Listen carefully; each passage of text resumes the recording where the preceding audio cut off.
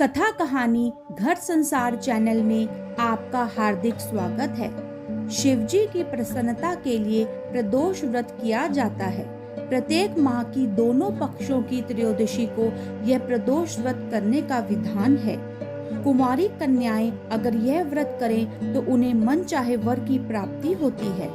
पुत्र की चाहना रखने वाली महिलाओं को भी प्रदोष व्रत पूरे श्रद्धा भाव से रखना चाहिए और कथा सुननी चाहिए। शिव पुराण में इस व्रत को बहुत महिमामय बतलाया गया है। आइए कथा का श्रवण करते हैं। विदर्भ प्रदेश में सत्यरथ नामक एक परम शिव भक्त, पराक्रमी और तेजस्वी राजा हुए थे। उन्होंने अनेक वर्षों तक राज्य किया था, परंतु किसी दिन भी शिव पूजन को नहीं छोड़ा था। वे नित्य नियम पूर्वक शिव जी का अर्चन किया करते थे। एक बार शाल्व देश के राजा ने कुछ अन्य राजाओं को साथ लेकर विदर्भ नरेश पर चढ़ाई कर दी। एक सप्ताह तक घमासान युद्ध होता रहा। अंत में दैव गति से राजा सत्यरथ को पराजय का मुंह देखना पड़ा।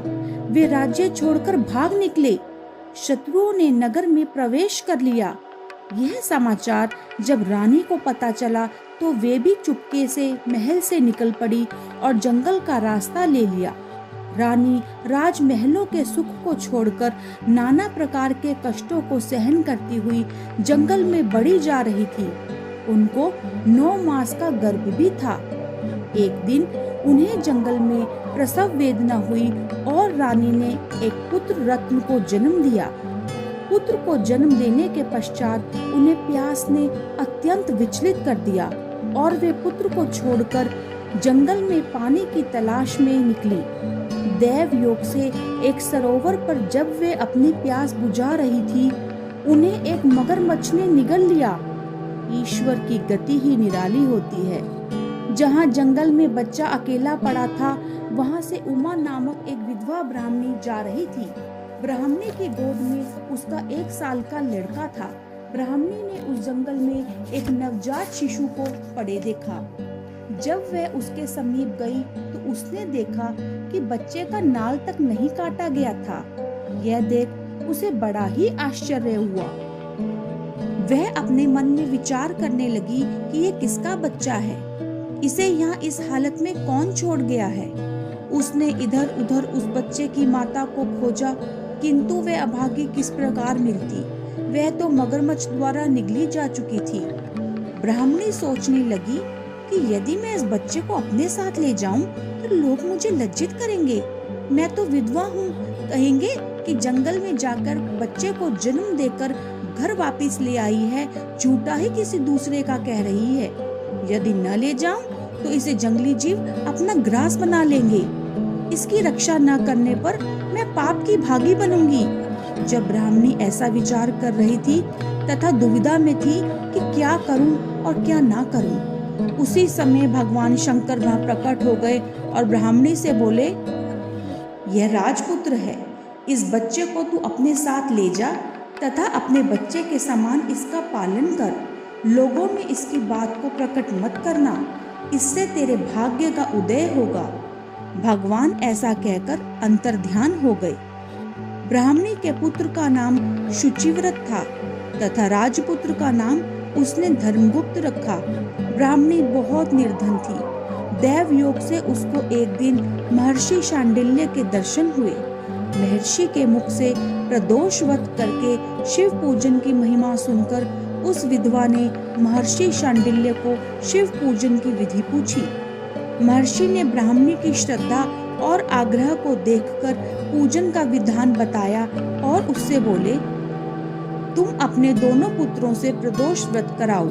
इस व्रत के प्रभाव से वे अपना अभीष्ट सिद्धि को प्राप्त कर लेंगे।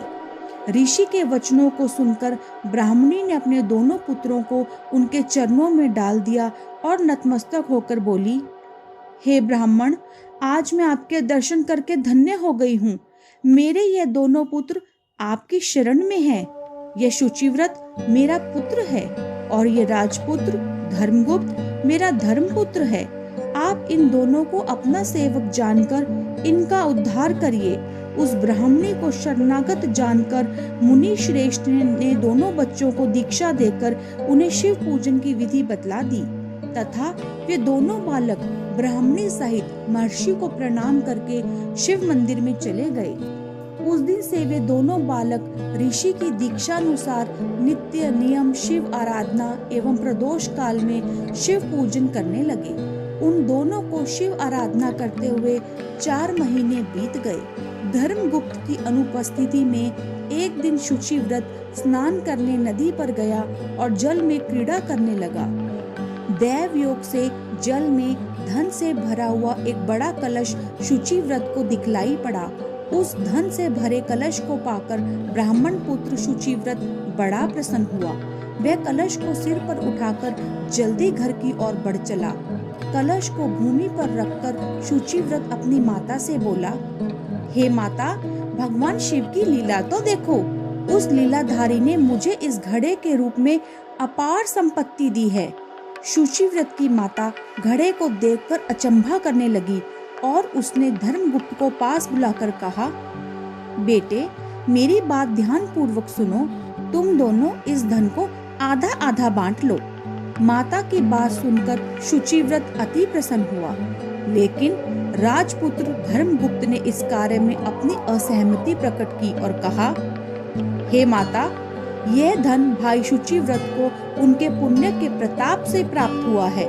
मैं इसमें किसी प्रकार का हिस्सा लेना नहीं चाहता, क्योंकि मानव अपने किए कर्म का फल स्वयं भोगता है।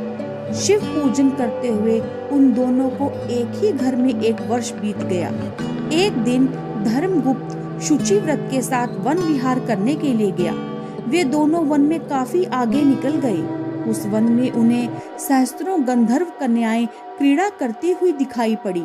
ब्राह्मणी पुत्र उन कन्याओं को देखकर धर्मगुप्त से बोला, भाई, यहाँ पर कन्याएं विहार कर रही हैं, इसलिए हम दोनों को आगे न जाकर वापस लौट चलना चाहिए। गंधर्व कन्याएं मन को शीघ्र मोह लेती हैं, इसलिए हमें भी इनसे दूर ही रहना चाहिए। राजपुत्र धर्मगुप्त ने ब्राह्मणी पुत्र शुचि व्रत की बातों पर कोई ध्यान नहीं दिया और विहार करती हुई गंधर्व कन्याओं के पास अकेला ही निर्भीक भाव से चला गया। उन गंधर्व कन्याओं में प्रधान सुंदरी कन्या धर्मगुप्त को देखकर मन में विचार करने लगी, यह कामदेव के समान सुंदर पुरुष रूपवान कौन है? उस कुमार से परिचय प्राप्त करने के उद्देश्य से उस परम सुंदरी ने अपनी सखियों से कहा, सखियों, तुम सब निकट के वन से चंपक, अशोक, मौलसिरी आदि के ताजे फूल तोड़ लाओ। तब तक मैं तुम्हारी यही प्रतीक्षा करती हूँ। उस सुंदरी के ऐसे वचन सुनकर सब गंधर्व कन्याएं वहां से चली गई। उनके चले जाने के पश्चात वह सुंदरी धर्मगुप्त को स्थिर दृष्टि से देखने लगी। उन दोनों में प्रेम का संचार होने लगा। गंधर्व कन्या ने धर्मगुप्त को आसन देकर बैठने को कहा और बोली, हे कामदेव के समान सुंदर कुमार, आप कहाँ के रहने वाले हैं? आप यहाँ किस कारण से पधारे हैं? गंधर्व कन्या की बात सुनकर धर्मगुप्त ने कहा, हे सुंदरी, मैं विदर्भ के राजा का पुत्र हूँ। मेरे माता पिता दोनों का स्वर्गवास हो गया है। शत्रुओं ने मेरे राज्य को छीन रखा है। अपना इस प्रकार परिचय देकर धर्मगुप्त ने पूछा, आप कौन हैं? किसकी पुत्री हैं? इस वन में किस कारण से आई हैं? आप मुझसे क्या चाहती हैं?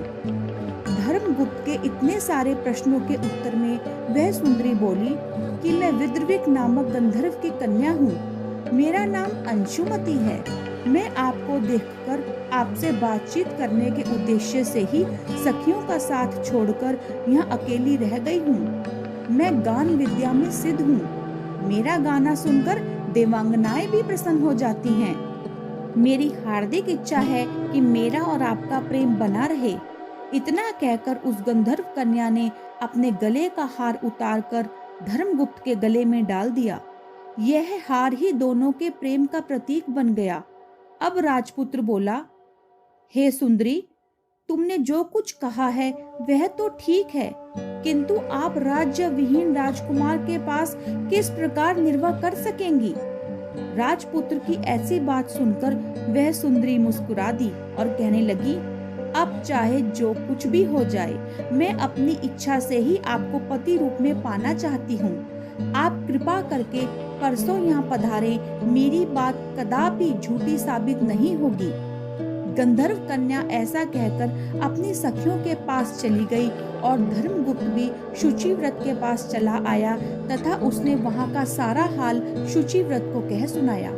इसके पश्चात दोनों घर को लौट गए और वहां पहुंचकर सब किस्सा ब्राह्मणी को कहा। उनकी ये बातें सुनकर ब्राह्मणी अति प्रसन्न हुई। जिस दिन के लिए गंधर्व कन्या ने आने को कहा था, उसी निश्चित दिन धर्मगुप्त शुचिव्रत को साथ लेकर उसी वन में जा पहुंचा। वहां पहुंचकर उन्होंने देखा कि गंधर्व राज विद्रविक अपनी कन्या अंशुमति के साथ उनकी प्रतीक्षा कर रहे हैं। गंधर्व राज ने उन दोनों का अभिनंदन किया और उन्हें बैठने के लिए सुंदर आसन दिए और विद्रविक ने कहा, परसों कैलाशपुरी को गया था, वहां भगवान शंकर माँ पार्वती के साथ विराजमान थे। उन्होंने मुझे बुलाकर कहा, पृथ्वी पर धर्मगुप्त नामक युवक राज्य विहीन होकर विचर रहा है।